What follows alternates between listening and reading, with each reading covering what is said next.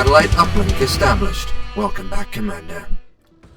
Welcome back, Commanders! This is Mechwarrior 5 Clans, and just thought I'd give you a more sort of informative video about something to consider. If you are considering playing this game, there are certain elements that I imagine people really want to know, and among those would be the controls. So that's controls are the main thing I'm going to be highlighting here. First, we're going to look at the PC controls. This is pretty much what you'd expect if you've played Mechwarrior games before. This looks about right. Like weapon groups 1, 2, 3, 4, 5, 6, and then you've got alternate buttons. If you have more buttons on your mouse, this will probably look different.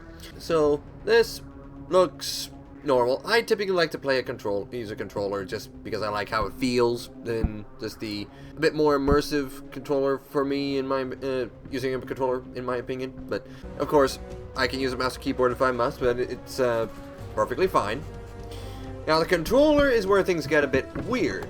First, yeah, we see the controllers, but notice here things are a little different. So the main thing I want to highlight is the weapon groups. I played Mechwarrior 5 Mercenaries primarily on the PS5. I thoroughly enjoyed it, but something I did notice is that the PC version had had up to 6 weapon groups, where the PS5 version had only 5. PC 6 weapon groups, console 5. There was one instance I encountered where I wished I had one more weapon group, but generally just 5 weapon groups worked well enough. And so far in my playthrough of this game, I haven't encountered a need for all 6, but I haven't gotten every mech yet, so we'll see. Yeah, the weapon groups are a little different here for controllers. So you have right trigger is weapon group 1 and 3, left trigger is weapon group 2 and 4, weapon group 5 and 6 is left bumper. In order to use the second weapon group of one of these triggers, you have to hold the right bumper. So while you're holding it, then you'll be firing the second weapon group. So that is a bit odd. And looking at the custom options, where you do have the ability to rebind things, it only allows you to rebind the weapon groups in pairs still. So to me, I've got used to it pretty reasonably. It's working out well enough, but this is a bit weird, and you have to get used to it if you play this game, and it takes some adjusting to, but it works. It works fine. You could look at it and say this could be immersive, because in realistic like joysticks and other controls in actual military vehicles, there may be a case where you need to push 2 buttons. It's like turning off the safety and firing the cannons or whatever. So that could be viewed as an immersive effect, but at the same time, it is a potential change that you need to be aware of if you're considering whether you get it on PC or console, or what your preferred control scheme would be. Next thing to be aware of. So right now this game is solely focused on being a campaign. It's telling you a particular story, and you're going through it in a roughly linear path, although it seems that there are cases where you have the options to take different narrative paths. I haven't gotten to a point, but it does seem like different characters may, based on what I've seen online, I haven't done this myself, I don't look at spoilers, but it's just still things to consider.